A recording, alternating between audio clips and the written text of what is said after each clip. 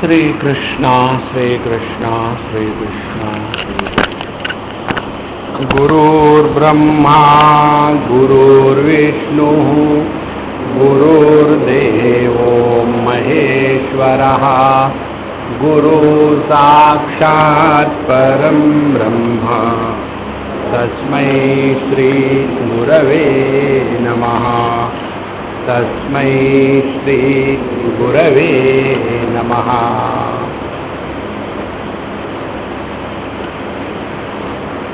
अपने स्वरूप को नहीं पहचानने के कारण जीवन में दुख का प्रसंग आता है,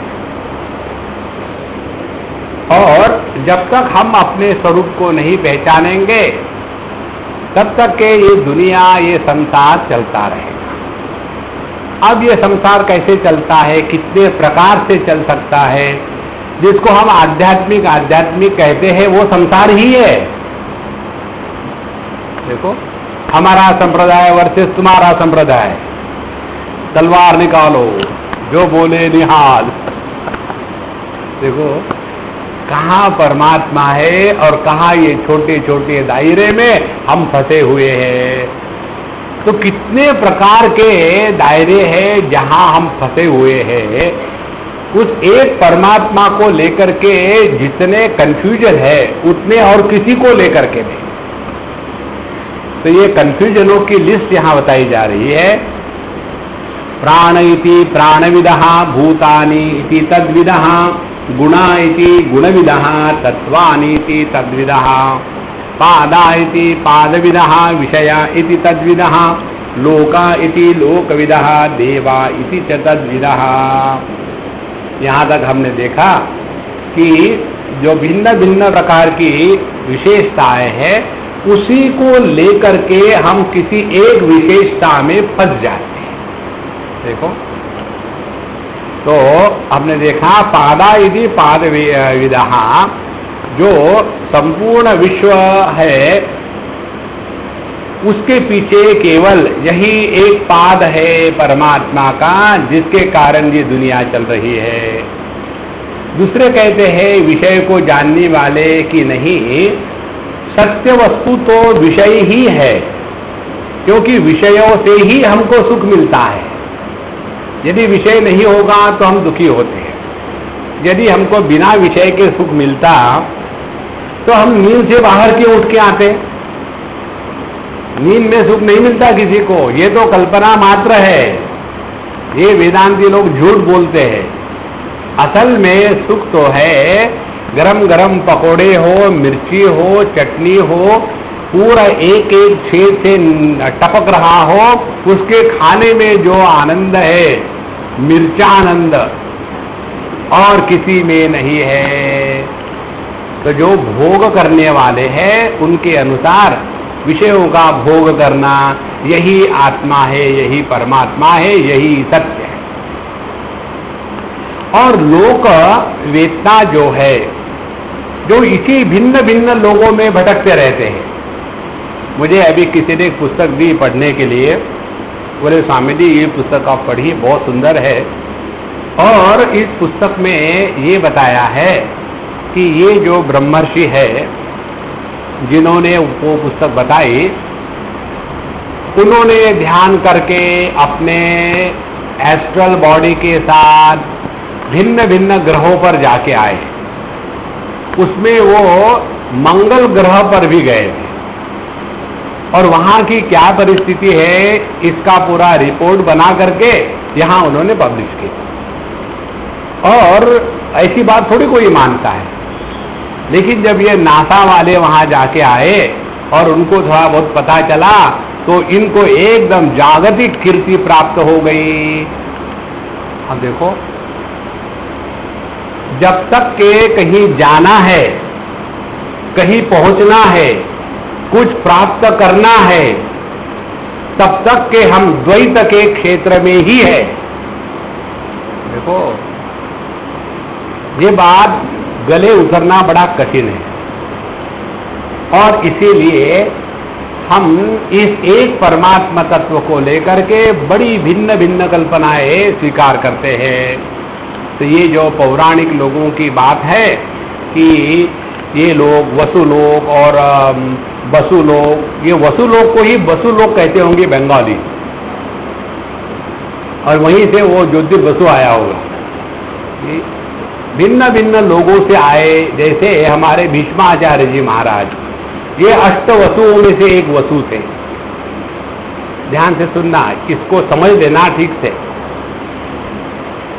अष्ट वसुओं में एक थे, और वसु लोग ये है कि वहां रहने वाले जो जीव है वो अत्यंत बलवान इत्यादि है। अब वहां भी उन्होंने कोई गड़बड़ी करी होगी, नहीं तो उनको शाप क्यों मिलता? यदि आपको 2 दिन के लिए भी कैद की सजा हुई तो कोई गड़बड़ी करी होगी ना, तो कोई गड़बड़ी करी। कौन सी गड़बड़ी करी होगी?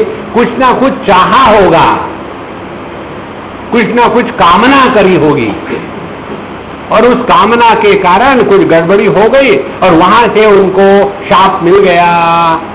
तुमको अभी मर्त्यलोक में जाकर के वहां भुगतना पड़ेगा।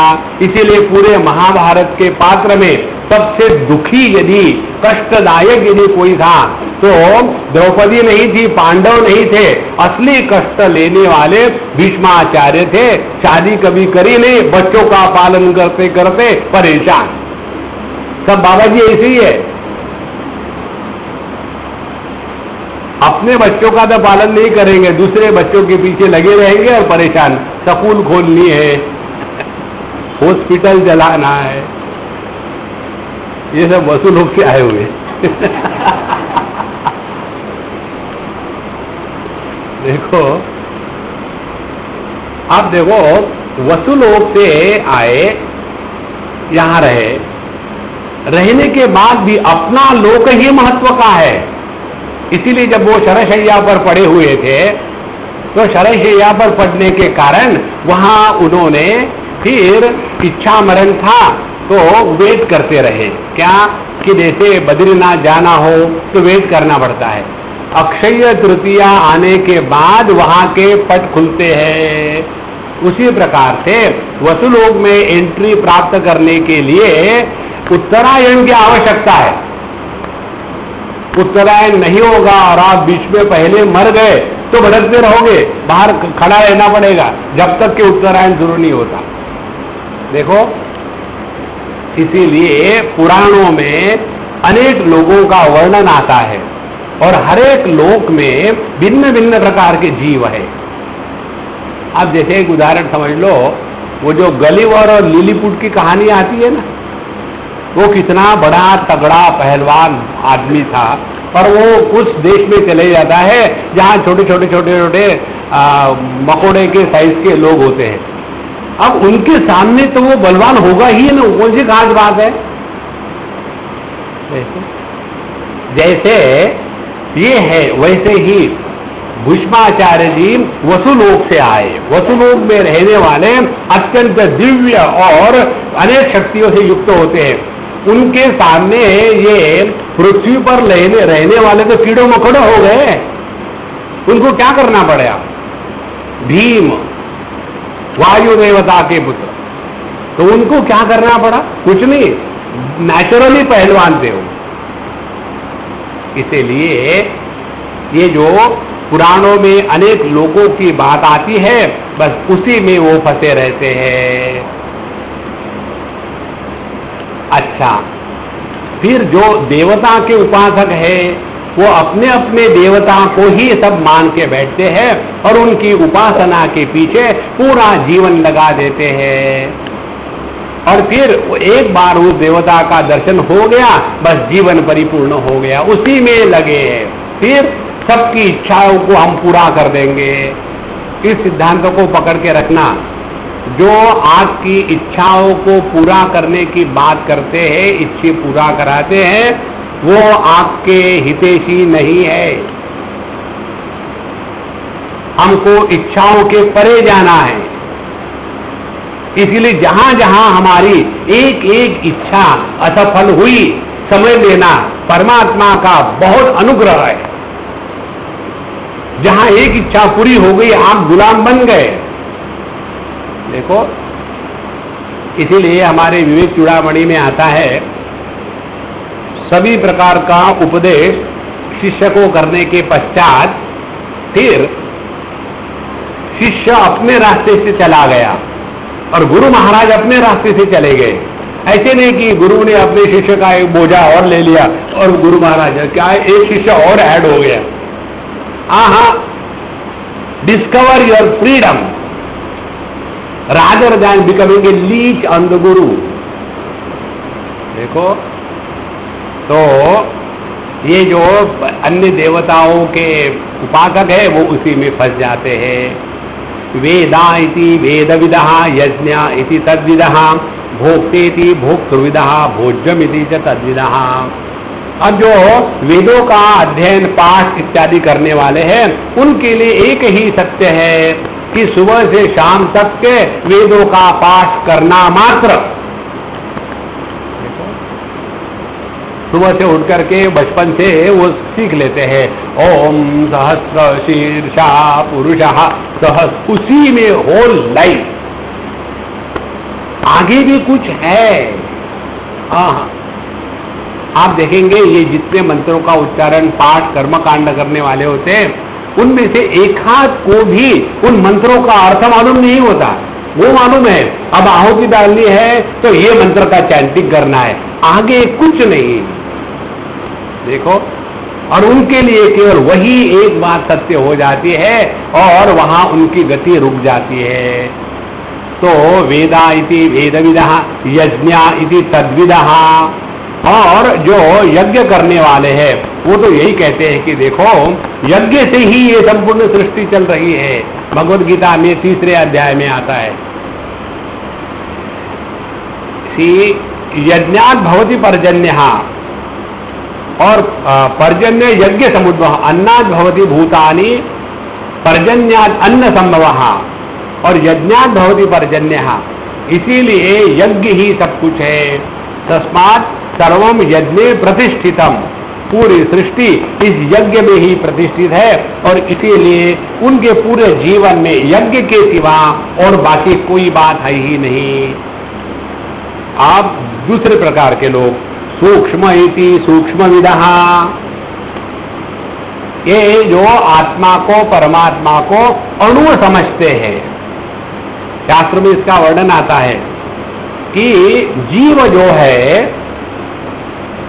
अपने देह पर दो प्रकार के केश होते हैं, एक सर पर होते हैं तो, और दूसरे देह पर होते हैं।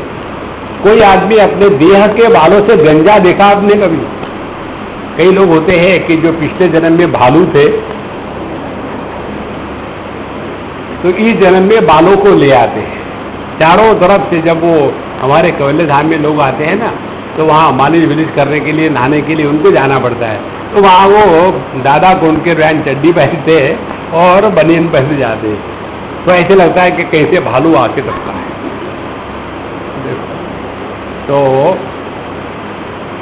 वहाँ बताते हैं कि बाल का जो अग्र है उस बाल के अग्र के 100 भाग किए, the tip of the hair, उसको ऐसा काट के 100 भाग किए वर्टिकली। उसमें से एक भाग लेकर के उसको फिर 1000 बार काटा, तो वो जो साइज होगा वो साइज का जीवात्मा होता है, उस साइज का परमात्मा होता है। अब ढूंढते लो परमात्मा को, कितना और बारीक और बारीक काटो। इसीलिए आप देखेंगे ये जो ध्यान करने वाले होते हैं ना, ये अनेक प्रकार के विचित्र चेहरा इत्यादि करते हैं। जाना है तो जाके आओ।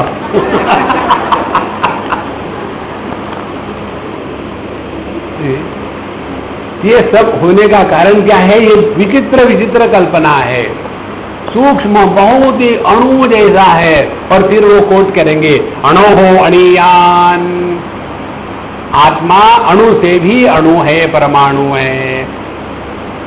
तो ये सूक्ष्म इति सूक्ष्मविदः, स्थूल इति च तद्विदः। और जो स्थूलवादी है वो कहते हैं नहीं नहीं इतना बारीक नहीं आत्मा, मेरे जैसा है, मोटा का मोटा, और केवल देह को ही आत्मा मान करके जीते हैं और पूरा जीवन देह के तरफ ही ध्यान देना है। आप ध्यान से सुनना, जो लोग ब्यूटी पार्लर में जाकर के कैट वॉक करते हैं, वो जितना अपने देह को मैं कह करके चल रहे हैं, उतना ही जो योगा करके अपने फिगर को मेंटेन करने के लिए परेशान होते हैं, इन दोनों में तात्विक भेद कुछ भी नहीं है, क्योंकि दोनों का लक्ष्य केवल देह की तरफ है। देखो, इसीलिए ये जो है स्थूल इति स्थूल विदः, फिर आगे कहते हैं मूर्त इति मूर्त विदः, जो सगुण साकार में फंसे हैं उनके लिए सगुण साकार ही मात्र है, बाकी सब बकवास है। और इसीलिए उनके जीवन में केवल सगुण साकार, इसके सिवा कुछ नहीं होने के कारण फिर ना तो उनमें चिंतन होता है, ना तो उनमें ध्यान है, ना तो उनमें शास्त्रों का अध्ययन है। केवल जो बातें टेक्निकली मैकेनिकली परंपरा से चल आ रही है, उसको ये भोग लगाना है, उसको ये करना है, उसको वो करना है, इसके परे जाने के लिए वो कभी भी तैयार नहीं। मूर्त इति मूर्त विदः। अब इसके विरोधी कौन? अमूर्त इति तद्विदः। और दूसरे नहीं ये मूर्ति बेकार है, तोड़ डालो सब मूर्तियों को, जो निर्गुण निराकार है उसको मूर्ति में क्यों ढाला? तो उसको तोड़ने के बाद ही हमको स्वर्ग मिलेगा। इस प्रकार से जो अमूर्तवादी है वो इसमें दुराग्रह करके अपने ही मत को प्रस्थापित करने के लिए पूरा जीवन उसी में लगे रहते हैं। अब और अगले देखो कितने विकल्प है एक परमात्मा को लेकर के। काल इति कालविदः, दिश इति तद्विदः, वादा इति वादविदः, भुवनानि इति तद्विदः। काल इति कालविदः, काल को स्वीकार करने वाले वो होते हैं जो ये ज्योतिष शास्त्र को लेकर के पूरे जीवन को बर्बाद करते हैं। देखो हमेशा वही चक्कर, ये शनि का है, ये मंगल का है, ये बुध का है, ये गुरु का है, ये शुक्र का है, ये राहु का है, ये केतु का है, और नया कोई नए ग्रह मिल गए तो उसको भी एक एक लगा देंगे, माने अप टू डेट है। नौ ग्रह ने एक आध और ग्रह, इन ग्रहों से कुछ नहीं होता, एक ही ग्रह है जो हमको सबको दुखी करता है, और वो है दुराग्रह। इस एक दुराग्रह का त्याग कर दो, आपको परमात्मा मिल जाएंगे। देखो मुझे यूएसए से एक फोन आया था, स्वामी जी पता नहीं क्या हो गया, मेरी लड़की जो भी करना चाहती है कभी हो नहीं पाता, और मैं भी कुछ करना चाहती हूँ तो हो नहीं पाता। हमारे ये तो बस पूछो ही मत, क्या कहे नाम, क्या करे। मैं आपको इनके डेट ऑफ बर्थ दे देती हूँ, आप कुछ करिए। डेट ऑफ बर्थ टाइम बताइए। अब मैंने किसी को लगो इसमें, और उन्होंने फटाफट इधर से यहाँ बना करके, हाँ देखो लग्न में शनि के साथ राहु का वक्र दृष्टि का नाता है। क्या इसके मतलब निकला जैसे हमारे लिए अहम ब्रह्मास्मि, अब क्या मतलब निकला? कोई मतलब नहीं। वैसे ही इस घर में वो बैठा है और उसमें देख रहा है, देखने दो, तुम क्यों मरे जा। पूरा जीवन केवल इसी को लेकर के चलते हैं। देखो हमारा भगवान श्री कृष्ण के वचनों पर विश्वास नहीं है। अनन्या चिंतयन्तो माम ये जना परिउपासते तेषां नित्याभियुक्तानां योगक्षेमं वहाम्यहम्। उस पर हमारा विश्वास नहीं, हमारा विश्वास है LIC पर, योगक्षेमं वहाम्यहम्। और हमारा विश्वास है ईंट पत्थरों पर, जो सारे के सारे ग्रह जिसके निर्देशन के अनुसार चल रहे हैं, उस पर हमारा विश्वास नहीं है। और ये आकाश में लटके हुए ग्रह जो है उन पर हमारा बड़ा विश्वास है। देखो इसीलिए काल इति कालविदः, और फिर वो उसी को लेकर के इतना चलेंगे, कुछ भी करना है नहीं, राहु काल है, केतु को आने दो फिर चलेंगे। Non stop, absolutely involve in this time, काल काल काल। देखो महाराज, इस काल का जो आधार है वह सत्य है। ये काल केवल अपने मन का प्रक्षेपण है। जैसे आप में जो आए हैं यहाँ स्वयं होकर के, उनके लिए 70 मिनट कैसे निकल जाते पता नहीं लगता। जिनको रस्सी से बांध के लाया है वो देखता है। आपको वहां से दिखता नहीं होगा, मुझे यहां से सब दिखता है।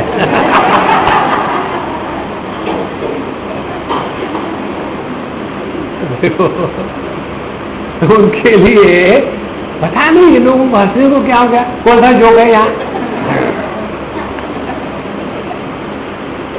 तो ये काल केवल अपने मन की कल्पना मात्र है, लेकिन हम उसी को परमात्मा मान करके उसी में बैठे हुए हैं।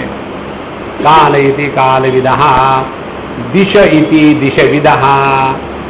और दिशा माने इसको कहते हैं स्वरोदय शास्त्री। स्वरोदय शास्त्री कौन होते हैं? कुछ भी काम करने के पहले देखेंगे कि दाहिनी नाक चल रही है कि बाई नाक चल रही है। उनको दिमाग चल रहा है तो कोई मतलब नहीं। नाक चलनी चाहिए, दिमाग नहीं तो कोई बात नहीं। या तो फिर वो भिन्न भिन्न आवाज को लेकर के बाहर निकले और एक बिल्ली क्रॉस करी। ये लोग, ये केवल अपने हिंदुस्तान में नहीं, पूरे देश में यही बात, पूरे जगत में यही बात है। एक बार हम, इंग्लैंड की बात है, वेल्स की, हम जा रहे थे कार से। 5-6 दिन का हमारा रिट्रीट था, मेडिटेशन का, गीता का, और बीच में या कोई एक दिन खाली था। तो समझे आज हम आपको घुमा के लाएंगे, घुमा के लाओ। निकले कार में, और वहाँ इतने इतने छोटे छोटे रास्ते हैं, इधर से खेती, इधर से खेती, वहाँ से बड़े बड़े पेड़ों की दीवारें बीच में से, और कोई भी आदमी, बच्चा एक क्षण में क्रॉस कर सकता है। इतने छोटे हैं, मैक्सिमम 10 फीट के चौड़े होंगे, 10 या 15 फीट। तो जैसे हम निकले तो एक बिल्ली क्रॉस कर गई। तो मुझे ड्राइव कर रही थी, वो बिल्ली कहती है कि स्वामी जी, ये बिल्ली क्रॉस कर गई, अब इसका क्या होगा? हमने कहा मैं भी यही सोच रहा हूँ कि हम बिल्ली को क्रॉस कर गए कि बिल्ली हमको क्रॉस कर गई। दोनों चिंता में है। हम इसलिए चिंता में है कि बिल्ली क्रॉस कर गई, और बिल्ली इसलिए चिंता में कि हम क्रॉस कर गए, अब क्या करें? इस प्रकार से जो इन चीजों में लगे हुए हैं वो सोचते हैं कि यही सत्य है, और इसीलिए दैन्य अपने पैरों को दक्षिण की दिशा में मत करना, और ऊपर करूं क्या? ऊपर करके सो, फिर आपको कभी भी कोई कष्ट नहीं होंगे, हमेशा के लिए ऊपर चले जाओ। आपने देखा होगा घरों में, यहाँ से किचन को हटा करके यहाँ टॉयलेट बनाओ, और ये जो किचन है वो उस कोने में ले जाओ। लोगों ने लाखों रुपए खर्च किए इसके ऊपर में। कारण क्या है कि वो एनर्जी का फ्लो जो है ना, वो ठीक नहीं है। एनर्जी है कहाँ? सब बैनर्जी, चैटर्जी, मुखर्जी है। जिसका परमात्मा पर संपूर्ण समर्पण होता है, उसको इन चीजों से ज्यादा मतलब नहीं होता। तो ये दिशाओं में फंसे हैं। फिर वादा इति वादविदः, फिर भिन्न भिन्न वाद होते, जैसे मंत्रवाद, धातुवाद। इस बर्तन में आपने यदि पानी रात भर रखा और सुबह उठ करके पानी पिया, अच्छा होता है। किसका? पानी का कि बर्तन का? किसका अच्छा होता है? देखो, और आप देखेंगे विशेष करके गुजराती घरों में जाके देखो आप, वो हमेशा वो कॉपर के विसल में पानी रख देंगे रात भर के लिए। स्वामी जी हम तो जो है ना कॉपर के विसल के ही पानी पीते हैं, हम तो बाहर का पीते ही नहीं। और उनमें वो इतने फंसे हैं कि मानो जीवन का सत्य कॉपर विसल है। और हम तो जहां भी जाते हैं ना अपना ले जाते हैं लोटा। अब क्या फर्क पड़ता है, पानी पी के निकाल ही तो देना है, क्या रखना है क्या हमेशा अंदर। नारायण उसी प्रकार से मंत्र में फंसे हैं, मंत्र में फंसे रहेंगे। देखो यदि आपके गर्दन में दर्द होता है तो मैं बताता हूं इस मंत्र का जप करो। ओम ह्रीं ग्रूम फट स्वाहा। महाराज जी इसका अर्थ क्या है? सत्यानाश। अरे इसका अर्थ सत्यानाश है? नहीं, तुमने क्यों टोका? टोकना नहीं चाहिए था। मंत्र को किसी ने टोका तो सत्यानाश होता है, मंत्र का नहीं, टोकने वाले का है। इतने फंस जाते हैं उसमें। और इसीलिए आप इस मंत्र का इतना जाप करो और उतना जाप कभी कोई नहीं करता। एक पूना की लड़की है, अब वो बड़ी हो गई है, माँ हो गई है। वो मुझे बता रहे थे, बोले स्वामी जी हमारे एक महाराज जी आए थे, उन्होंने बताया कि भगवान के नाम का जप करना चाहिए, रोज एक माला किया करो। ओम श्री राम जय जय राम। और मैंने शुरू कर दी। उस समय बोले मैं 8वीं 7वीं 6वीं में थी और इतनी परेशान होती थी इस मंत्र के कारण। छोड़ देना, बोले नहीं, उन्होंने बताया कि रोज एक मंत्र का माला किए बगैर खाना नहीं खाना। और मेरा चक्कर ये हो जाता था कि मैं जब घुमाती थी वो माला, ओम श्री राम जय राम, ओम श्री राम जय राम, फिर याद नहीं आता था कि मैंने मंत्र कहने के बाद इसको खींचना है कि पहले खींच के मंत्र करना है। और उसमें फिर मैं भूल गई कहां तक आ गए और फिर पहले से शुरू कर दिए ओम श्री राम जय राम। और कभी भी एक भी माला पूरी हुई नहीं मेरी। मंत्र इति मंत्रवादः। उसके बाद भुवनानि इति तद्विदः, जो अनेक भुवनों के कोश है, ये सब बातें हमारे पुराणों में आती है। भिन्न भिन्न भुवन कोश है, उन कोशों में जो फंसे हैं बस वो इसी का चिंतन करते हैं कि मैं अब एस्ट्रल बॉडी से यहाँ से निकला हूँ, वहाँ गया हूँ, बीच में देश काल वस्तु व्यक्ति ईंट पत्थर कोई भी मुझे रोक नहीं सकता। और मैं चला गया हूँ चंद्र पर, और चंद्र में जाकर के वहाँ से सैंपल इकट्ठे किए और अपने जेब में डाल करके वहाँ से निकल गया। फिर सूर्य में गया तो बहुत गर्मी लगी तो मैंने वहाँ एसी ऑन कर दिया और वहाँ चला गया। देखो इसी में लगे हैं, इसी में लगे हैं। सिडनी की बात है, एक हमारे मित्र है जिनके पास हम रहते हैं और वो जिस स्थान पर रहते हैं उस रोड का नाम है बॉम्बे रोड। तो हम बॉम्बे रोड पर उनके घर में रहते थे। किसी ने कहा कि स्वामी जी हमारे पास एक मेडिटेशन की सीडी है, वीडियो सीडी, आप इसको देखिए। मैंने कहा ठीक है, टाइम पास हो जाएगा। और हम वहाँ बैठे और वीडियो सीडी शुरू हो गई मेडिटेशन की। बस मैं ऐसे लेट गया हूँ और लेटने के बाद जैसे हिंदी सिनेमा में दिखाते हैं ना, वो वहाँ से भूत निकला और भूत निकल करके किसी के घर में गया, ये किया वो किया, और फिर भूत वापस आकर के बैठ गया। वैसे ही ये एस्ट्रल बॉडी निकली और वो ऐसा सो रहा है, पीठ जमीन पर लगी है, पेट नाक मुंह ऊपर है। और जो एस्ट्रल बॉडी है जैसे वड़ा पाव होता है ना, वैसे ऊपर से ऐसा निकला और फिर उसका उम्बलिकस से एक धागा निकला है और वो इस बॉडी के उम्बलिक से चिपका हुआ है। और फिर वहां से निकल करके वो जा रहा है, यहाँ से वहाँ, वहाँ से वहाँ, बीच में म्यूजिक चल रहा है, कमेंट्री चल रही है और वो घूमने जा रहा है। और घूम घाम करके और फिर वापस आ गया। आने के पश्चात सीढ़ी खत्म हो गई।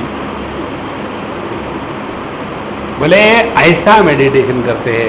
आप घूमते हो क्या मेडिटेशन में? अब आपको पता चलता होगा कि मेरे आनंद का क्षेत्र कितना विस्तृत है। तो हमने कहा नहीं, हम एस्ट्रल बॉडी से नहीं घूमते, हम फिजिकली घूमते हैं इधर उधर। एस्ट्रल बॉडी से क्यों घूमना? देखो, तो ये भिन्न भिन्न भुवनों में घूम रहे हैं, यहां से वहां जा रहे हैं। एक पुस्तक हमने पढ़ी, many lives many master, if you read that book. वो पुस्तक एक कैथोलिक साइकेट्रिस्ट है, उसने लिखी है। कैथोलिक होने के कारण कट्टर होते हैं और कट्टर होने के कारण पूर्व जन्म पर विश्वास नहीं रखते। तो उसकी एक पेशेंट थी कैथरीन, तो वो उसको जब सुलाता था, हाँ बोलना शुरू करो, हिप्नोसिस से उसको लिटा दिया और फिर बोलना शुरू करती थी। और वो ऐसी ऐसी बातें बताती थी और इतनी कॉन्फिडेंस से बताती थी कि इसको उसको स्वीकार करने के सिवा दूसरा कोई चॉइस ही नहीं है। इतनी स्पष्टता से बताती थी कि मैं इजिप्ट में हूं और अब मेरी उम्र 14 साल की है और वहां बहुत अकाल पड़ा हुआ है और बाकी लोगों का अटैक हो गया है और उसमें मेरे घर को आग लग गई है और मैं उस घर में फंस गई हूं और अब मेरा देह जल रहा है और मैं बहुत दुखी हो गई हूं।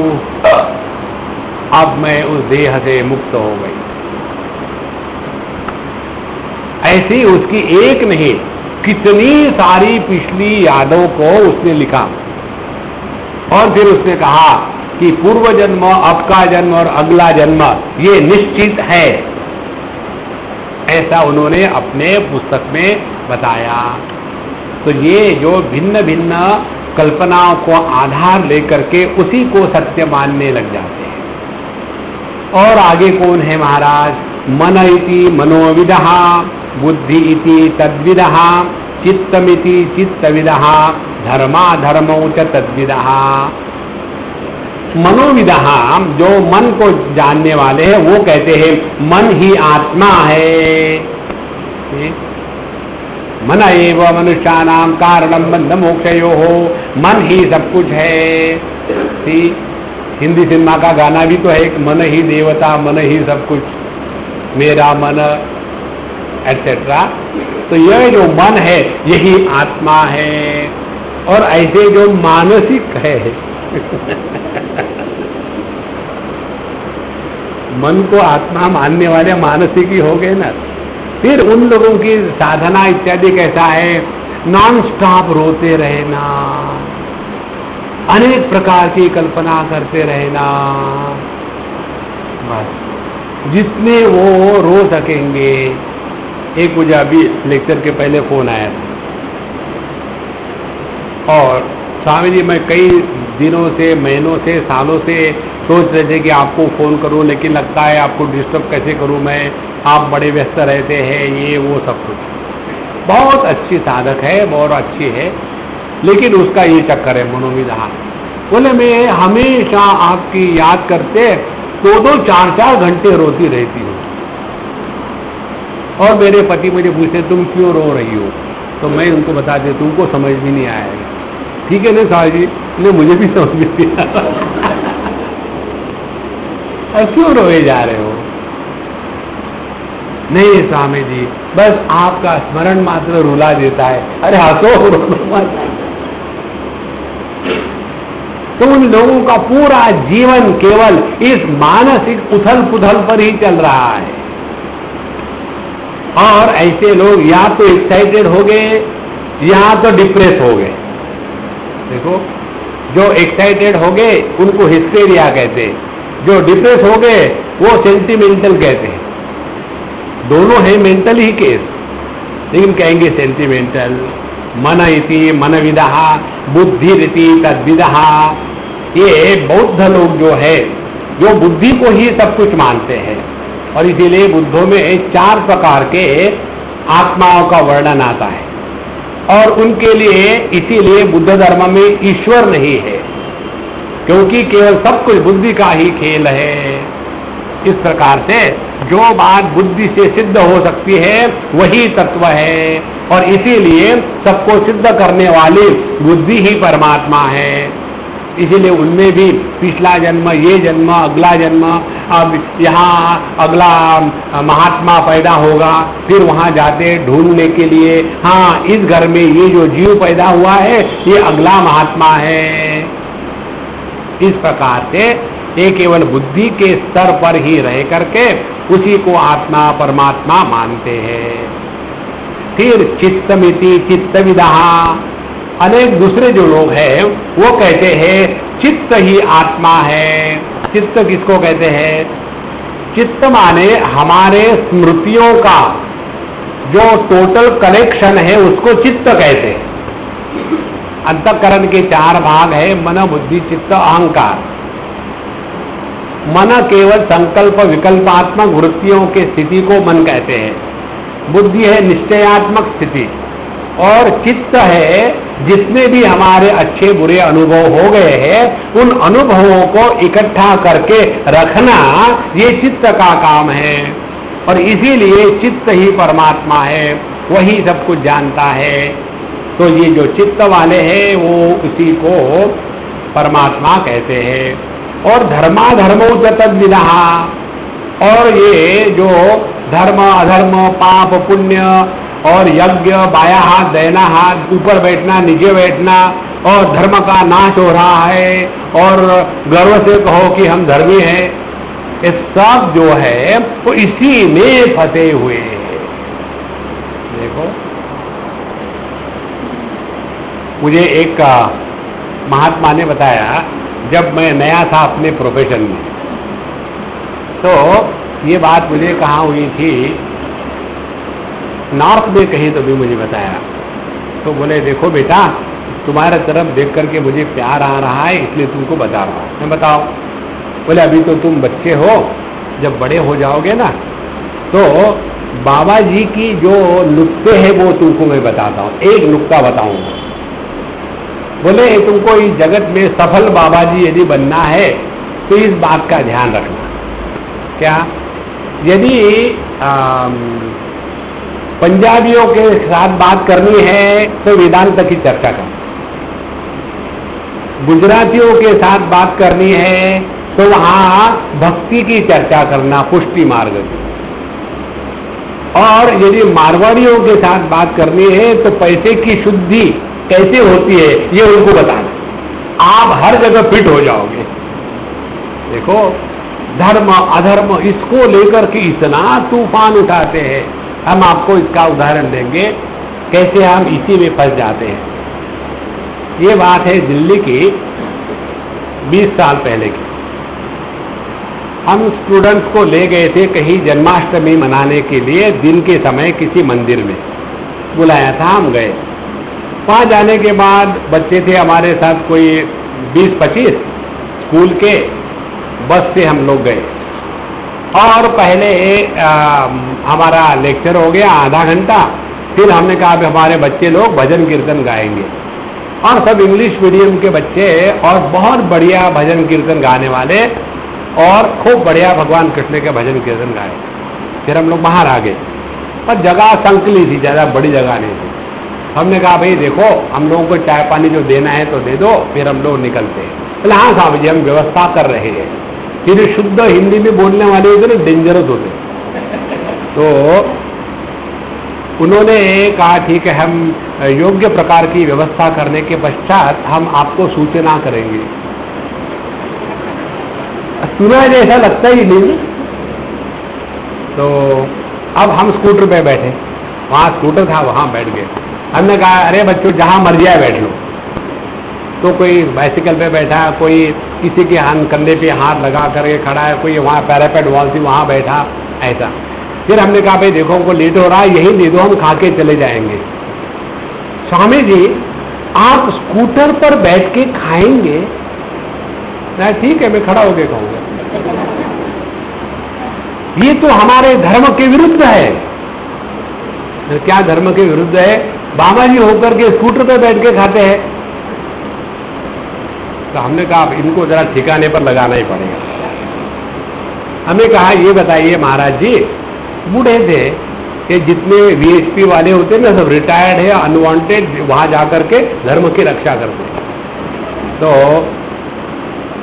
उन्होंने कहा, हमने कहा बाबूजी आप एक बात को स्वीकार करेंगे क्या कि आपसे मैं ज्यादा शास्त्र का अध्ययन कर चुका हूं कि नहीं? नहीं नहीं महाराज जी, आप विद्वान हैं, थैंक यू। हमने कहा मैं अपने शास्त्र के अध्ययन की कसम खा के कहता हूं, कहीं भी ये एक भी मंत्र नहीं आया कि कोई बाबा जी स्कूटर पर बैठ करके खाता है तो हिंदू धर्म का नाश होता है। कहीं भी ये मंत्र नहीं आया। नहीं है, नहीं है। क्यों? कुछ समय स्कूटर से हिस्सा।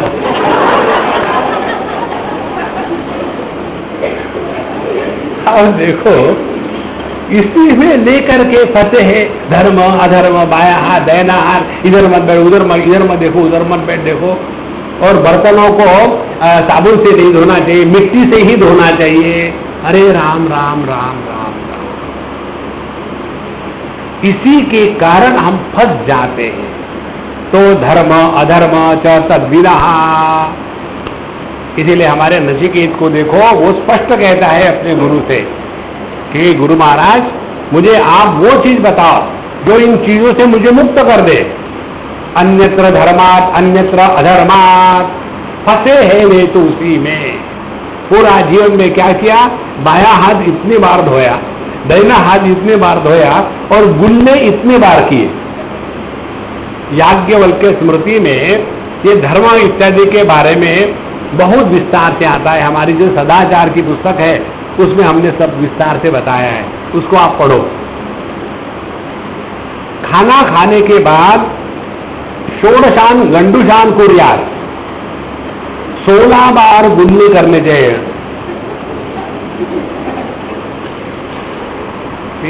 उसके बाद आप यदि पेशाब करके आए तो 8 बार गुल्ली करने चाहिए। और यदि आप टॉयलेट से आए तो 32 बार गुल्ली करनी चाहिए। 34 अभी का टाइम मिल रहा है। क्या है? धर्म हो रहा है। साबुन से हाथ धोए तो शुद्ध नहीं होते, फिर मिट्टी से धो, मिट्टी को मिट्टी से धो तो ठीक हो जाता है। इसी में हमेशा फंसे हुए। देखो धर्मा धर्मौ च तद्विदः। उसके बाद पंचविंशकः इत्येके षड्विंशः तथा परे एकत्रिंशक इत्याहु अनंत इति चापरे। तो जो सांख्य को विश्वास करने वाले हैं वो कहते हैं टोटल 25 तत्व है। प्रकृति, महत, अस्मिता, पंच तन्मात्रा, पंच महाभूत और एकादश इंद्रियाणी और पुरुष। गणित कर लो। ये 25 तत्व सांख्य के अनुसार है। पातंजलि के जो फॉलोअर्स है वो कहते हैं 25 नहीं 26 बना लो। क्यों? क्योंकि जो ईश्वर है वो पुरुष विशेष ईश्वर, और इसीलिए जीव से ईश्वर को अलग करके 25 की जगह में 26 तत्व बनवा लो, उसी को लेकर के झगड़ा। फिर आगे जाकर के कहते हैं कि जो इसको कहते हैं कश्मीरी शैवाइज्म वाले, वो कहते हैं कि नहीं जी, ये जो तत्व है ये 26 नहीं 25 नहीं बल्कि 31 है।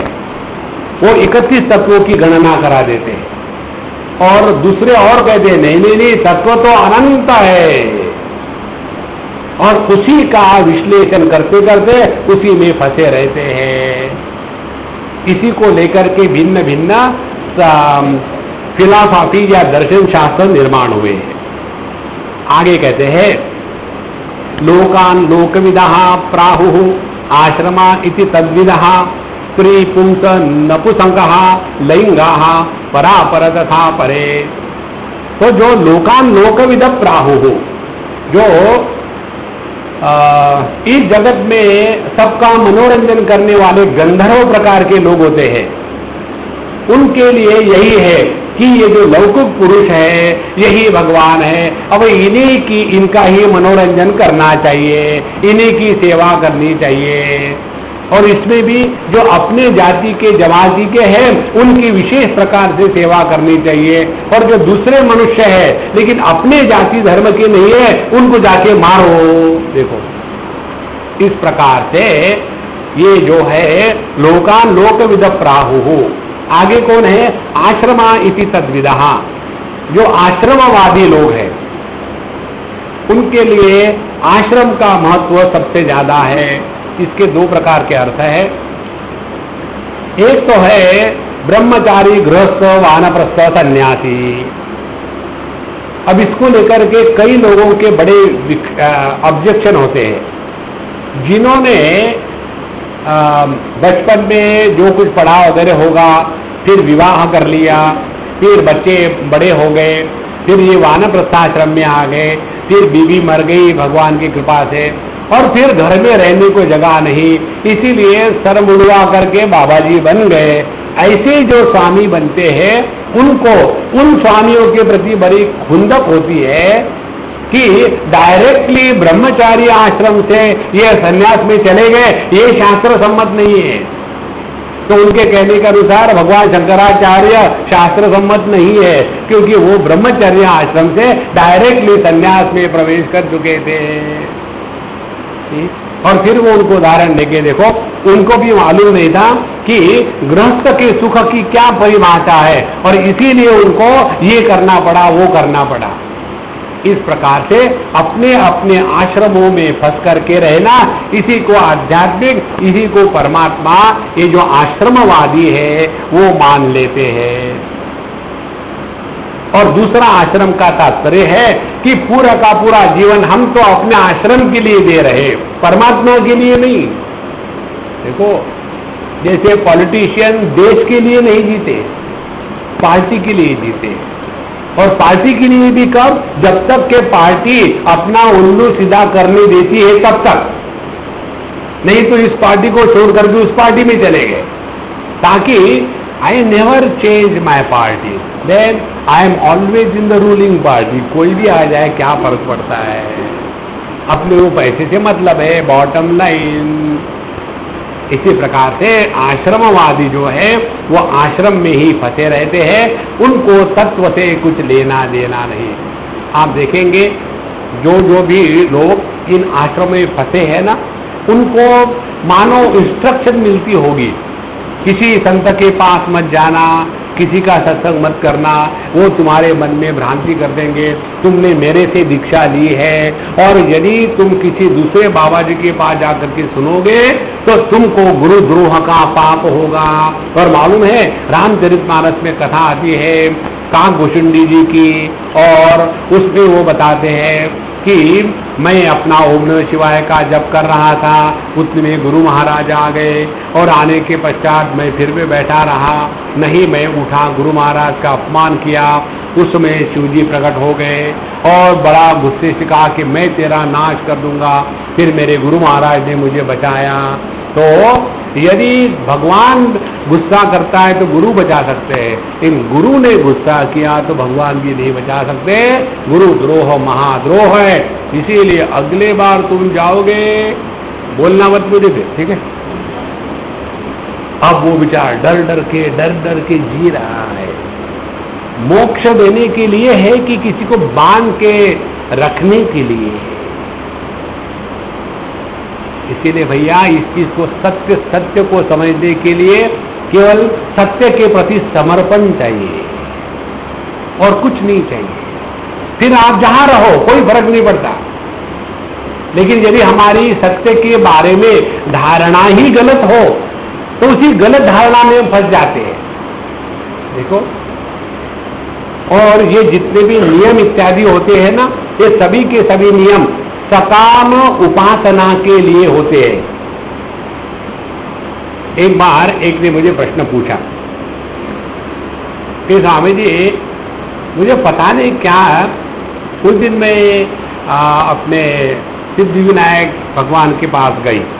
वहां जाने के बाद भी ओम श्री कृष्ण शरणम मम, श्री कृष्ण शरणम मम, श्री कृष्ण शरणम मम, वो गणेश जी का मंत्र नाम मुंह में आता ही नहीं। क्या करूं, मुझे बड़ा ग्लानि हो रही थी। देखो, तो हमने कहा देखो गणेश जी और कन्हैया दोस्त है, घबराओ मत, कुछ नहीं होगा। नहीं, मुझे तो मैंने एक पंडित जी से पूछा तो बोले फिर आपको तो अभी प्रायश्चित्त करना पड़ेगा। मैं भी बताता हूं, 2 सोने की मूर्तियां बना के ले आना, गणेश जी और कृष्ण भगवान की, उनकी पूजा मैं करूंगा, मूर्तियां ले लूंगा, उसके बाद आपके सब कष्ट मिट जाएंगे।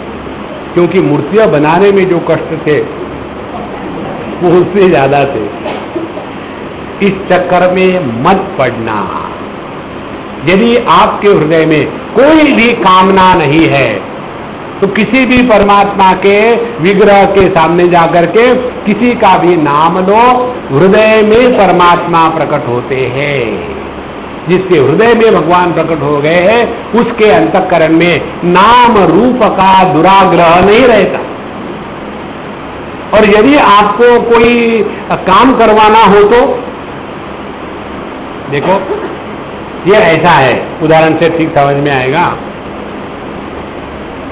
हमारे यहाँ एक नौकर है और काफी लोग आ गए तो नौकर को कहा, अरे भैया सबके लिए बढ़िया शरबत बना के ले आना अच्छे क्रोकरी में। वो गया और चाइना क्रोकरी बढ़िया बढ़िया नाजुक वाली, आते आते उसका पैर कहीं टकरा गया और पूरा का पूरा ट्रे नीचे गिर गया। तो फिर मैं क्या करूंगा, डांटेंगे, कोई बात नहीं, इसके तनख्वाह में से काट लेना, हमेशा करता है। फिर मेरा जवाई बैठा हुआ था, बाबूजी कोई बात नहीं मैं ले आता। तो नौकर साफ कर रहा है, जवाई गया और उसने दूसरा ट्रे लाया और ठीक वही जाकर के उस नौकर के सर पे फोड़ा। अरे गॉड, कोई बात नहीं बेटा, तुमको लगा तो नहीं। देखो घटना वही है, पहला उस कार्य के माध्यम से कमाता था, इसीलिए शिक्षा का, पनिशमेंट का अधिकारी बना। जवाई नौकर थोड़ी था, इसीलिए तुमको कष्ट तो नहीं हुए, उसके लिए कोई नियम नहीं है। माने जब हम सकाम भावना से भगवान का नाम लेते हैं, जपों का उच्चारण करते हैं, तो आप नियमों में बंधे जाते हो। और यदि आपने केवल प्रेम के लिए परमात्मा को स्मरण किया तो आपके लिए कोई नियम नहीं है। इसी प्रकार से आप सभी जगह चले जाओ, कोई फर्क नहीं पड़ता, लेकिन यदि किसी में फंस जाओगे तो वहां फंसे रहोगे।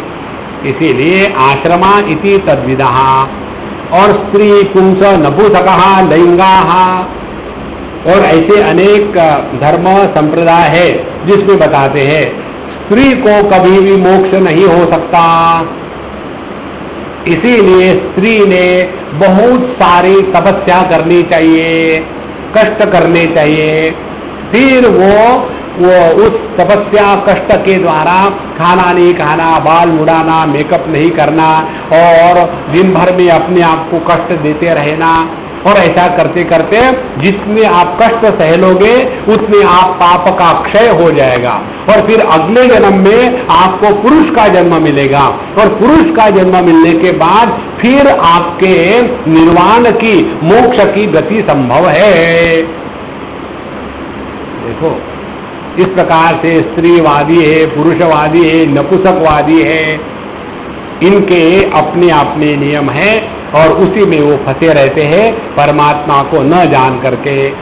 पर अपरम तथा अपरे, और इसी प्रकार से कोई लोग अपर ब्रह्म को ही सब मानते हैं, कोई पर ब्रह्म को ही सब मानते हैं। कोई कहते हैं कि केवल अपर ब्रह्म माने यह जो चतुर्वेद और षड वेदांग है उसी को लेकर के सब कुछ है। कोई कहते हैं नहीं, इसके परे जो है वही सब कुछ है। तो प्रत्येक व्यक्ति एक एक छोटे छोटे दायरे में फंसा हुआ है। आगे बताते हैं सृष्टि इति सृष्टिविदः, लय इति च तद्विदः, स्थिति ही इति स्थितिविदः, सर्वे चेह तु सर्वदा। सृष्टि वेत्ता जो है वो कहते हैं यह सृष्टि जो है यही सत्य है, स्वर्ग नरक इत्यादि सब बकवास है, जो हमको दिखता है एकदम स्पष्ट स्पष्ट वही सत्य है और वही परमात्मा है।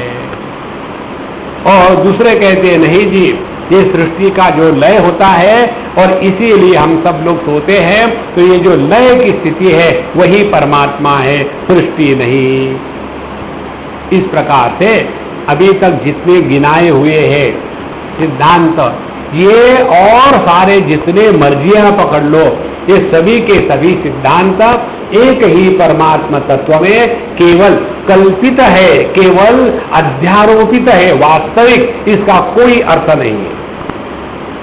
अब इतने सब मंत्रों पर जो कारिका है गौड़पादाचार्य जी की, इस पर भगवान शंकराचार्य जी ने पिछले कितने 15-20 कारिका पर केवल एक ही छोटी सी कमेंट्री लिखी है। कहते हैं प्राण प्राज्ञा बीजात्मा तत्कार्य भेदा ही इतरे सिद्ध्यंता। तो जो प्राण है, प्राज्ञ है, जो सुषुप्ति अवस्था में अभाव का अनुभव कर रहा है, वहां से लेकर के बाकी के जितने हैं वे सभी के सभी उसी के कार्य है।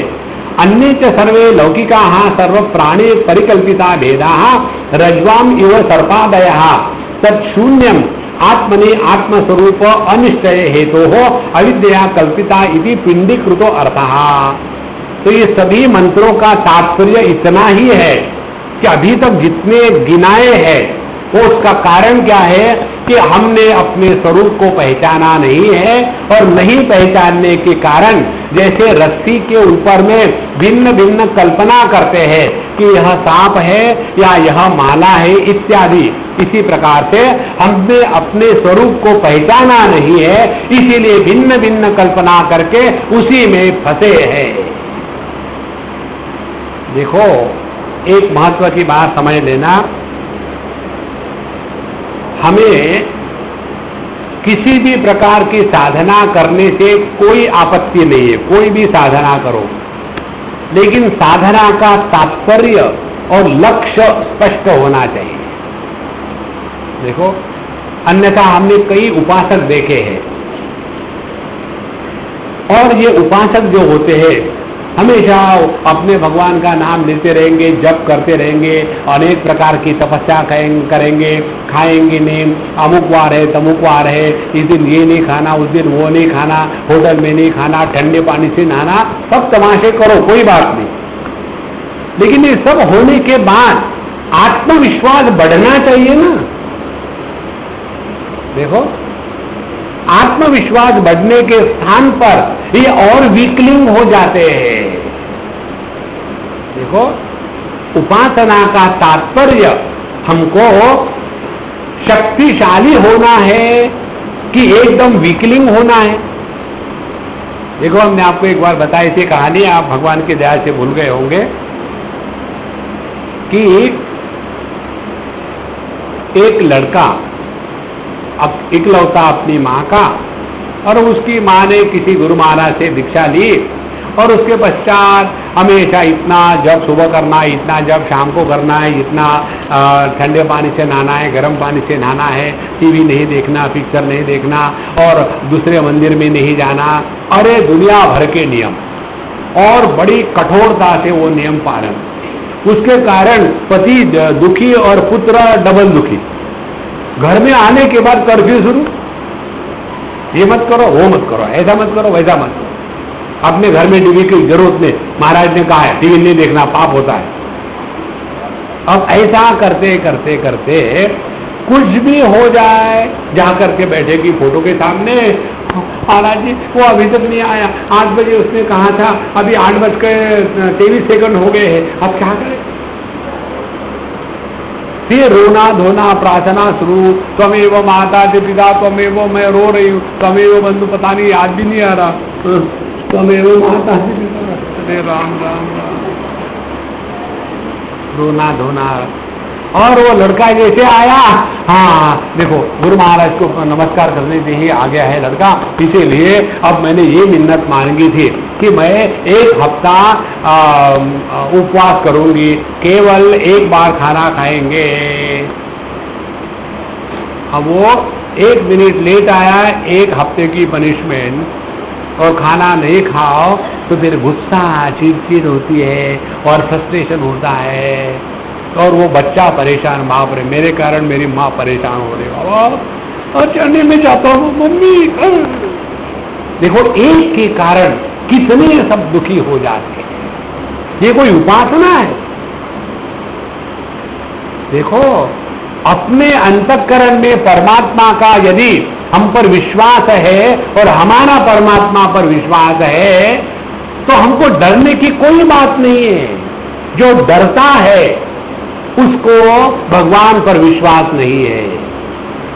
देखो एक किसी सज्जन ने मुझे एक SMS भेजा था, बड़ा अच्छा था।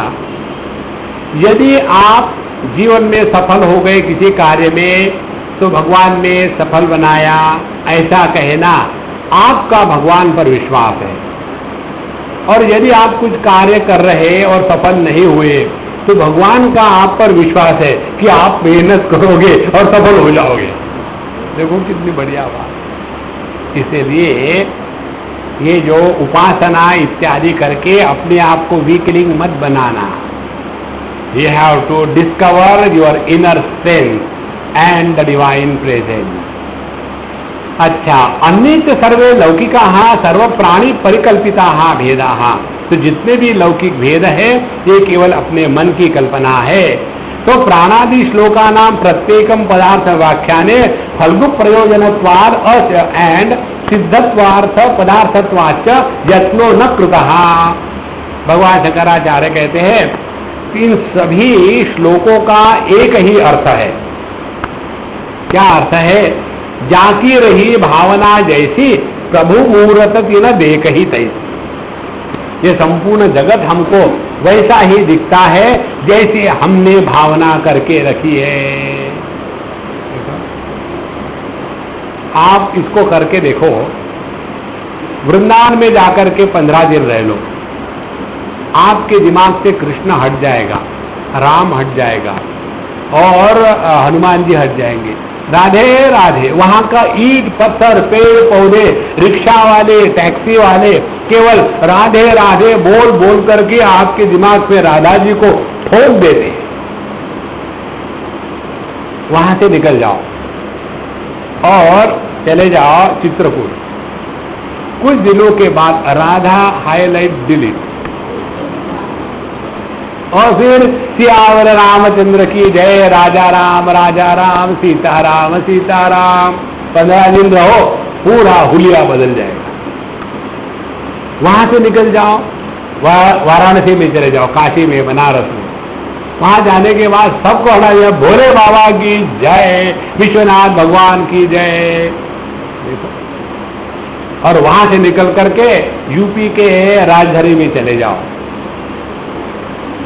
Fill in the gap. जिसको समझ में आया समझ में आया, जिसको नहीं आया वो समझदार है। माने जिसके समझ के द्वार खुले हैं, नारायण। तो इन सबका फल्गु प्रयोजनत्वात्, फल्गु प्रयोजनत्वात् माने इससे कुछ निकलना नहीं है, इस पर समय बर्बाद मत करो। किस पर? ध्यान से सुनना। जब हम आध्यात्मिक साधना करते हैं तो हमारा ध्यान केवल अपने स्वरूप के तरफ ही रहे, और इसके लिए जो जो करने से यया यया भवेत् पुंसाम व्युत्पत्ति प्रत्यगात्मनि सा एव प्रक्रिया स्यात् साध्वी इति आचार्य भाषितैः। जिसके द्वारा हमारा मन अपने स्वरूप के तरफ मुड़ता है वो सब साधना है। लेकिन हम साधना करते करते अपने स्वरूप से बिखर गए हैं और भटक रहे हैं, तो वो साधना नहीं है। देखो माने आप भगवान का नाम लेकर के आपका मन यदि स्वरूप की तरफ जाता है, भगवान का नाम लेना साधना है। यदि भगवान का नाम लेकर के इतना जप किया लेकिन अभी भी मेरा लड़का पास नहीं हुआ, तो ये साधना नहीं थी, ये बार्गेन थी और कुछ नहीं थी। बार्गेन में कभी आपको लाभ होगा, कभी नहीं होगा। देखो, उसी प्रकार से आपने खाना नहीं खाया 8 दिन तक के, इसलिए कि देखना है कितने दिन मैं बिना खाना खुना खाए अपने स्वरूप के पास आराम से रह सकता हूं। और फिर आपका एक्सपेरिमेंट पूरा हो गया कि 5वें दिन मुझे अब थोड़ा थोड़ा गुस्सा आने लग गया है।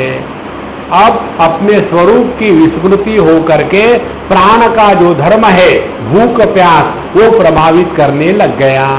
यह यदि 5 दिन के उपवास का फल यदि होगा तो आपने 5 दिन का जो उपवास किया था वो साधना थी। और यदि आपने 5 दिन का उपवास किया, अगले बार 10 दिन करके दिखाऊंगा, समझ क्या रखा है, फिर वो उपवास नहीं है, वो साधना नहीं है। देखो महाराज, इसी प्रकार से भगवद गीता का पाठ करेंगे। ओम ब्रह्मार्पणम ब्रह्म हवि, थोड़ा और डाल देना, ब्रह्माग्नो ब्रह्मणा, बस यार कितना दोगे, ब्रह्मार्पण ब्रह्म हो। तो ये सब तमाशे है, इससे कोई मतलब नहीं।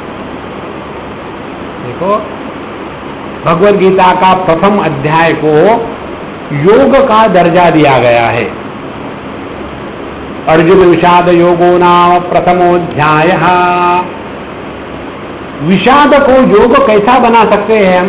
विषाद तो रोग है ना, तो क्या होना चाहिए था नाम? अर्जुन विषाद रोगो नाम। लेकिन योग क्यों कहा? जिस विषाद के कारण, जिस दुख के कारण अर्जुन का मन परमात्मा के प्रति टर्न हो गया, उस दुख को योग कहते हैं, रोग नहीं। देखो, यदि आपको कोई रोग हो गया, अनेक प्रकार के रोग है, अपना अपना सिलेक्ट कर लो। आपको कोई रोग हो गया और उस रोग के कारण यदि आपका मन प्रभु के तरफ मुड़ गया तो वो रोग नहीं है, वो योग है। देखो, इसीलिए जिसके जिसके द्वारा हम अपने स्वरूप में आकर्षित होते हैं वह साधना है। और बाकी का आडंबर बाहर के लिए ठीक है, हमको किसी को इवैल्यूएट करना नहीं है, किसी को कुछ बताना नहीं है। देखना यह है कि हमारा मन अपने स्वरूप में फिट रहता है। किम बहुना यम भावम दर्शयेद् यस्य तम भावम सतु पश्यति तम चावती स भूत्वासौ तद्ग्रहा समुपैति तम। अब यहां तक होने के पश्चात ये जो भिन्न भिन्न भाव बताए हैं, इन भावों को लेकर के क्या होता है, अब ये बात बताते हैं। यम भावम दर्शेद यस्य प्राणादीनाम अन्यतमम उक्तम अनुक्तम वा अन्यम भावम पदार्थम दर्शयति अस्य आचार्यः अन्यो आप्तो वा इदम एव तत्वमिति स तम भावम आत्मभूतम पश्यति अयम अहम अस्मि इति मम वा इति। देखो, तो जैसे जैसे आचार्य ने, गुरु ने हमको बताया कि यह भगवान है या प्राण ही भगवान है। देखो, आप लोगों ने सुना होगा, पढ़ा होगा, autobiography of a Yogi. Most of the people they read once in their lifetime, not twice. अच्छा, उसमें एक शब्द आता है क्रिया योग का। क्रिया योग क्या है पूरे पुस्तक में कहीं नहीं बताते, बता दे क्रिया योग के कारण। ये क्रिया योग क्या है बताना। पातंजल योग दर्शन में क्रिया योग होता है, तपस्वाध्याय ईश्वर प्रणिधानानि क्रिया योग। तो ये क्रिया योग और वहां का क्रिया योग अलग है।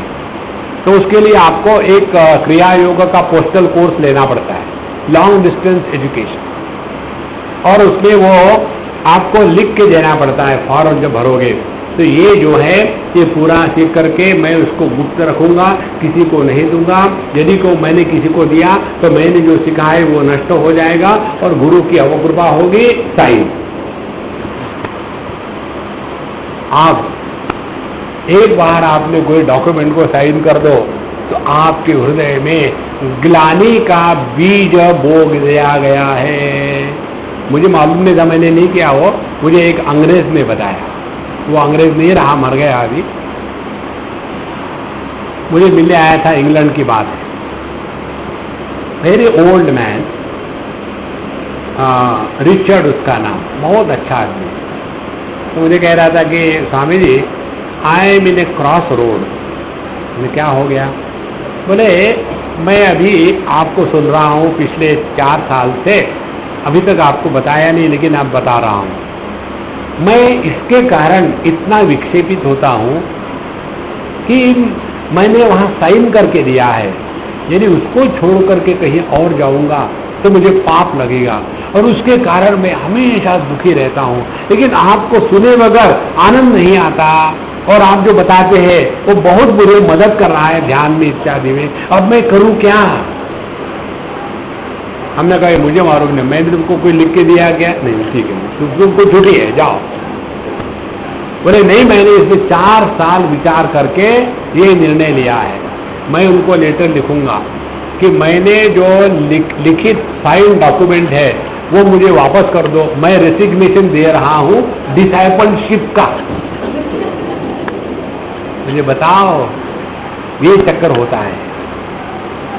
इसीलिए जैसे जैसे आचार्य गुरु बताते हैं उसी के अनुसार वो जो शिष्य है, भगत है, वो उसी में यम यम भावम दर्शयति तद एव तत्वम तदेव आत्मा, वही तत्व है, वही आत्मा है, उसी में वो साधक लग जाता है। और तम च दृष्टारम भावः अवति जो दर्शिता भावः सो भूत्वा रक्षति। और जिस जिस भाव के ऊपर में श्रद्धा, प्रेम, तत्परता और समर्पण, इसके द्वारा वह साधक अपनी साधना करता है तो वही परब्रह्म परमात्मा उसी भाव को धारण करके उस साधक की रक्षा करता है। ध्यान से सुनना, 8वें अध्याय में भगवान कहते हैं कि जो जो जैसे जैसी भावना करके आराधना करता है उसकी मैं उस मूर्ति में उस भाव में श्रद्धा दृढ़ कर देता हूं और मैं ही उस साधक की इच्छाओं को उसी भाव के माध्यम से पूरा करता हूं। माने सभी के जीवन को परिपूर्णता देने वाला एक ही परमात्मा तत्व है, लेकिन जैसे जैसे हमारी श्रद्धा है उसके अनुसार हम उसमें जाकर के हमारी रक्षा होती है। तो तम च दृष्टारम भाव अवति, अवति माने रक्षण करता है, तो वही भाव जो है उसकी रक्षा करता है। तो स्वेन आत्मना सर्वतः निरुणद्धि तस्मिन् ग्रह तद ग्रह तद अभिनिवेश। और फिर वो साधक जो है उसी एक भाव में इतना तादात्म्य पा लेता है कि दूसरे किसी को स्वीकार करने को तैयार ही नहीं। और इदमेव तत्वम इति सतम ग्रहितारम उपैति। और जैसा जैसा हमने भावना किया है उसके अनुसार हमारी प्राप्ति होती है।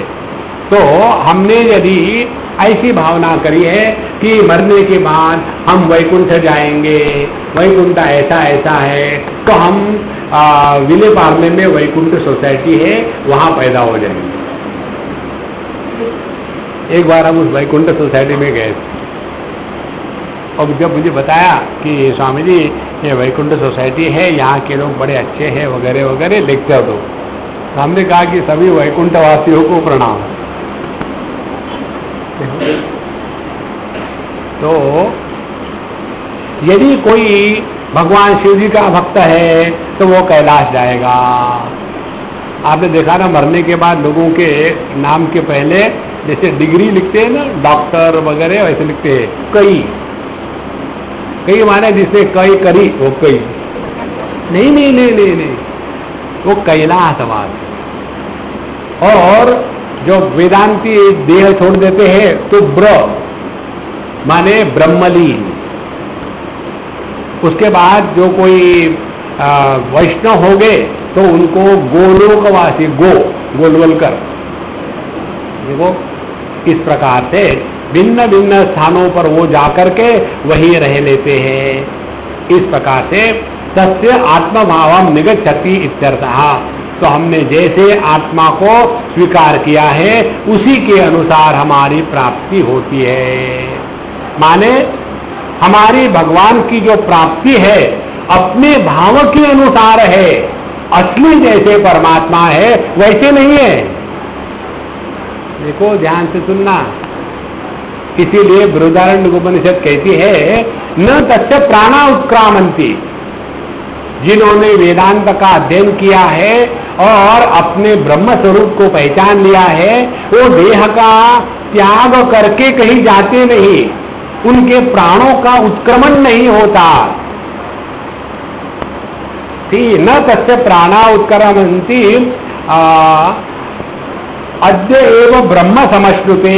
वही उसी क्षण में उसी स्थान पर वो परमात्मा में ब्रह्म में लीन हो गए। इसीलिए वेदांतियों को कहते हैं ब्रह्मलीन, वो फिर जन्म नहीं लेते। देखो किसी भी ब्रह्मलीन पुरुष ने फिर जन्म लिया ऐसा आपको सुनने को नहीं मिलेगा। लेकिन बाकी जो महात्मा है, ये महात्मा ने फिर जन्म लिया दूसरे यहाँ, पिछले जन्म में ये महात्मा अमुक थे, अगले जन्म में ये होंगे। ये जन्म जन्म का जो चक्कर है ये वेदांत की प्रक्रिया में बाधा डालता है। इस प्रकार से जैसे हमारी ग्रह भावना है उसके अनुसार ही हम तत्व को स्वीकार करते हैं। आप असली परमार्थ को जानने वाला कौन है? माने यहां तक जिन्होंने जाना है परमात्मा को वो अपूर्णता से जाना है। परमात्मा का अपूर्ण दर्शन, इसी को संसार कहते हैं। अब क्या है परमात्मा का पूर्ण दर्शन, अगले बार देखेंगे। ओम पूर्णमदः पूर्णमिदं पूर्णात् पूर्णमुदच्यते पूर्णस्य पूर्णमादाय पूर्णमेवावशिष्यते।